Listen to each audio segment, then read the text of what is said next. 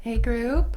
I wanted to pop in here live because there was a thread in the group about enforcing cancellation policies, and it actually sparked in my mind something. So this isn't necessarily directly related to the original poster's question, but it sparked something in my head that I wanted to talk about in the group. And I think it's this idea of how do we talk to our clients about our cancellation policy?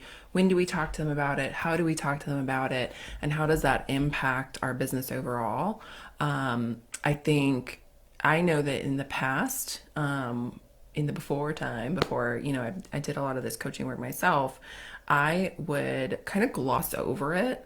I would just kind of mention like, oh, I have a 24-hour cancellation policy, um, and or the full fee would be due. So I would just basically say that, and I would move on. I think I've come to a place where now I actually spend a little bit more time talking to my clients, either a little bit more in the consult, but definitely in the initial intake appointment about my cancellation policy, or some people might call it a consistency policy, but I take more care of talking about this aspect of my practice because I don't want the client to feel surprised about it. And I don't want to assume that they read through my intake documents because let's be honest, how many of you actually read the details of every intake document you've ever done?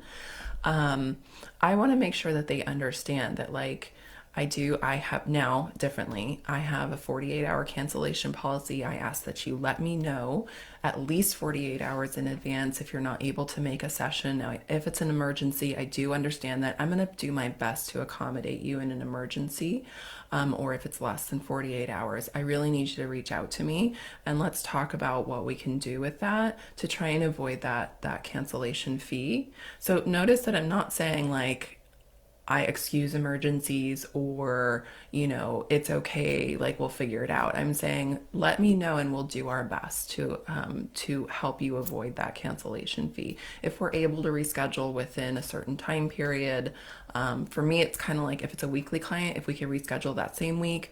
If it's an every other week client, if we can reschedule sometime between now and their next session, um, then absolutely no problem. Then that takes care of no cancellation fee since we're rescheduling.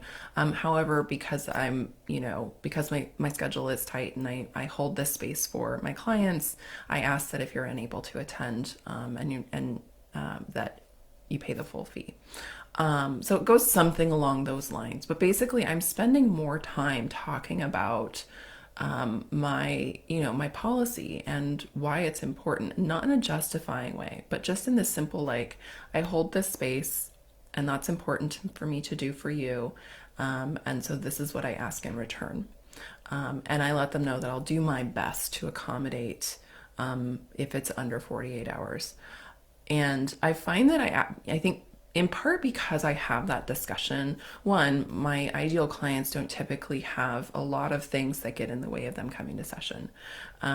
Some of them do. Some of them are in law enforcement, and there's a reality to that. And so, one of the things that I built into my practice is I built a buffer for like some of these late cancellations with my law enforcement couples where I know that if they get called out, they can't control that. And if they weren't scheduling therapy during possible times when they could get called out, then they'd never go to therapy. And I don't want that to be a barrier. And so, I think looking at your population, like what are typical barriers? What are typical things that might cause them to call out or cancel? And then what are solutions to that? So, like the original poster mentioned, they do offer telehealth. They offer telehealth either on a different day or maybe even that same day, depending on scheduling, right? And so, if the client says, I just don't like telehealth, well, that's on the client, right? And I think in that case, being able to say to your client, like, if you're unable to come to the office, I have telehealth as an option. Well, I don't really like telehealth. I understand maybe telehealth isn't ideal, but that's one of the ways that you can avoid having to pay the cancellation fee. And so I want to make sure that I extend that offer to you. And so you're putting that decision back on the client. Another way to do this is consistency policy. So instead of calling it a cancellation policy, You can call it a consistency policy. You know, it's important in therapy that we're consistent with our treatment, and for that reason, I have a consistency policy. You are paying for this hour with me each week or every other week, and how you choose to use that hour is up to you. If you ideally you're coming and attending our sessions, but if you're not able to make it, then you can choose, you know, if you choose to use that in a different way and not attend therapy, that's okay too. You're still going to have to pay for that space. And so particularly if you are, say, a single parent or a primary income, a consistency policy essentially gets buy-in from the front end that no, I'm paying for the space and I'm paying for it regardless of whether I come or not.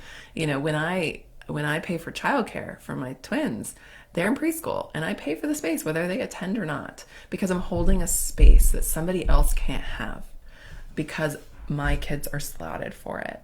And for them, it's like, no, you're paying for the space, whether you use it or not. It's here for you. So you're paying to reserve it. And especially if you have, like, consistency policies can also have reschedules where it's like within 7 days plus or minus the original date, transition to telehealth, things like that. They can include up to, you know, some number of freebies per year, things like that.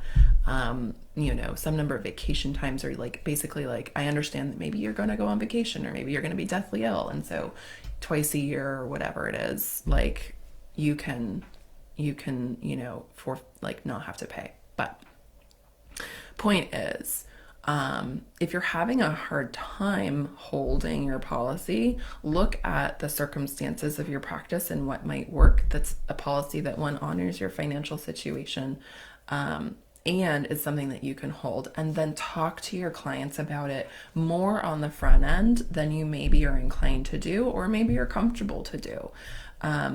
I think by talking to our clients on the front end more frankly about our policies, that can prevent upset later on down the road more often. It's going to happen.